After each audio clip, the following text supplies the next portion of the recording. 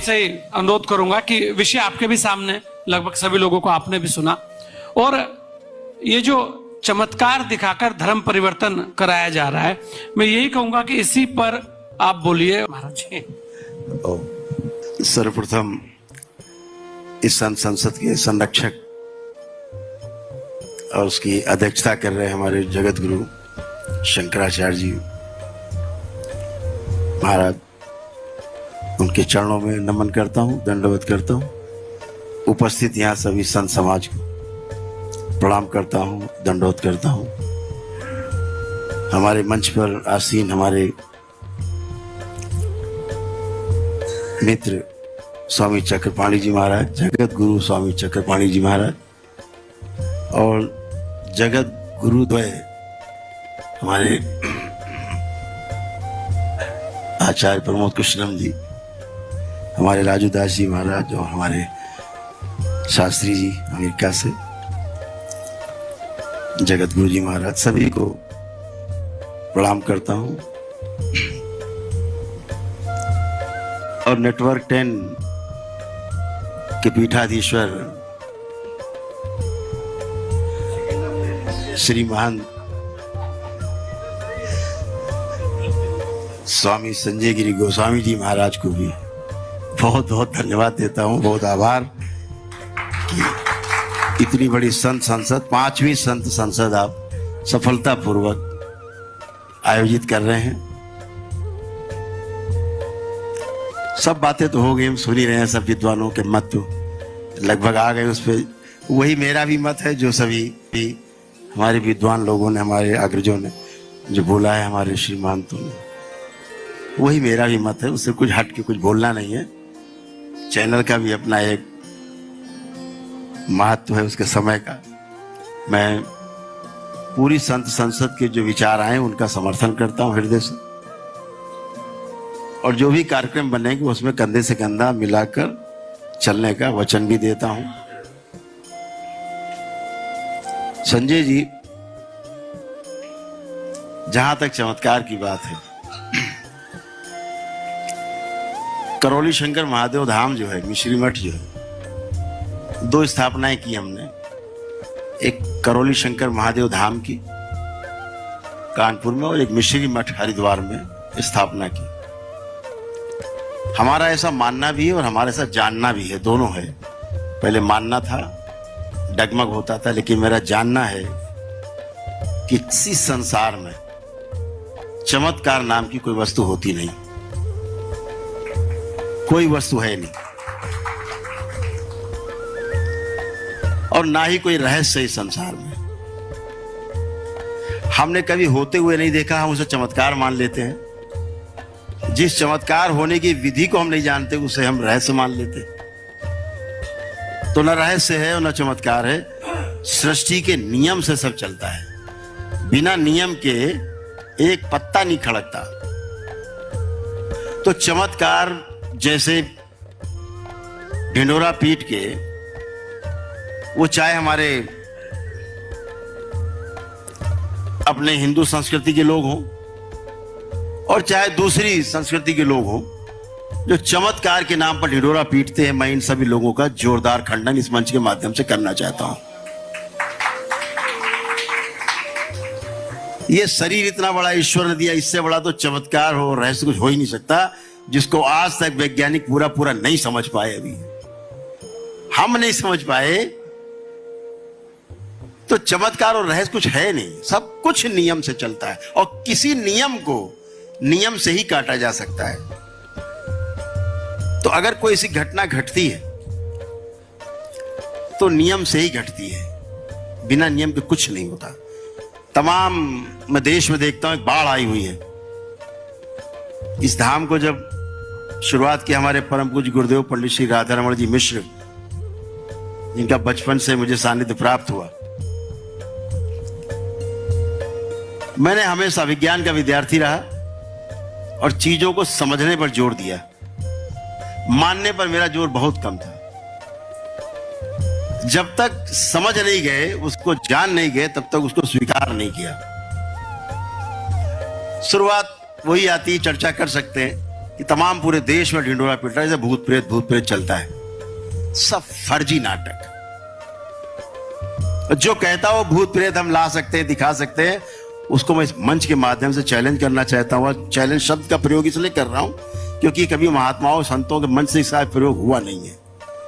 मैं इस विद्या को अच्छे से जानता हूं, तो मैं इस शब्द का क्षमा चाहते हुए, अपने जगतगुरु भगवान से क्षमा चाहते हुए, मैं इस शब्द का अनुमति चाहता हूं प्रयोग करने को। चैलेंज करता हूं, कोई मेरे सामने भूत प्रेत ला के दिखा दे, उसकी टांग के नीचे से निकल जाएंगे। और आएगा दिखाएगा तो 1 सेकंड में खत्म भी हो जाएगा, दूसरा सेकंड लगेगा भी नहीं। कुछ नहीं है, ये एक नाटक है, एक खेल है, लोगों का शोषण है, मानसिक शोषण है, और कुछ नहीं। इससे बचना है हमें। आप कभी बुला लीजिए इस तरह से लोगों को, ये एक मानसिक बीमारी है। पूर्व जन्मों में जो हमारे छिपे हुए हैं कर्म, उन कर्मों के आधार पर जो स्मृतियां हमारी हैं, भूतकाल की जो स्मृतियां हैं, जब वो आंदोलित होती है किसी में, तो हम उसे भूत भूत कह के बोल देते थे। धीरे धीरे भूत शक्ति ना होकर एक व्यक्ति के रूप में बदल गया। भूत कोई व्यक्ति नहीं जो खा जाएगा किसी मनुष्य को। अरे इस शरीर में रहने वाला जीवन, इस शरीर को चलाने वाला जीवन, 2 चीजें हैं। शरीर छूट गया, जीवन बचा। जब आदमी का कुछ नहीं बिगाड़ पा रहा, तो भूत क्या बिगाड़ देगा आदमी का?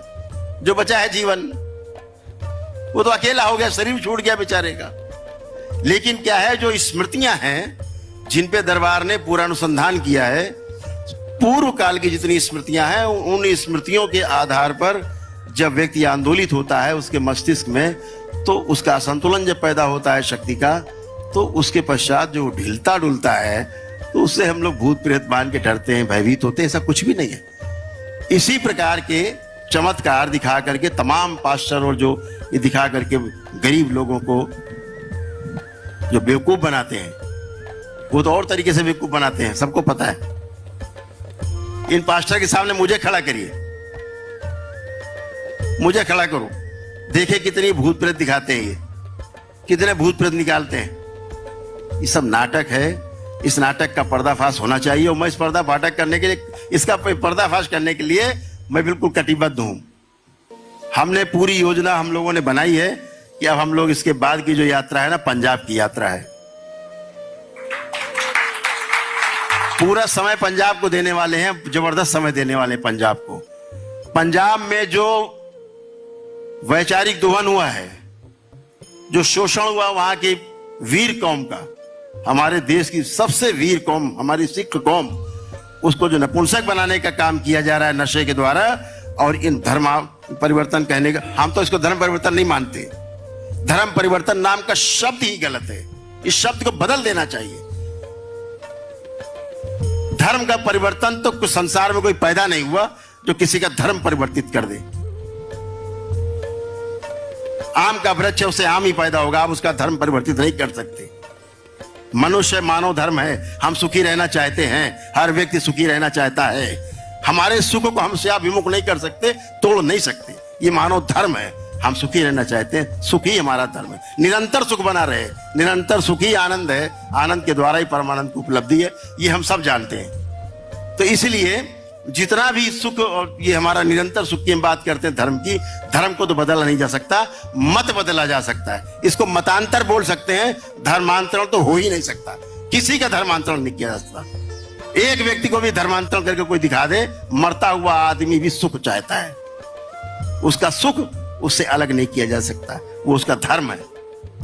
इसलिए धर्मांतरण न होकर के मतांतर है, और मतांतरण जो हो रहा है उसको रोका जा सकता है। मतांतरण क्यों हो रहा है?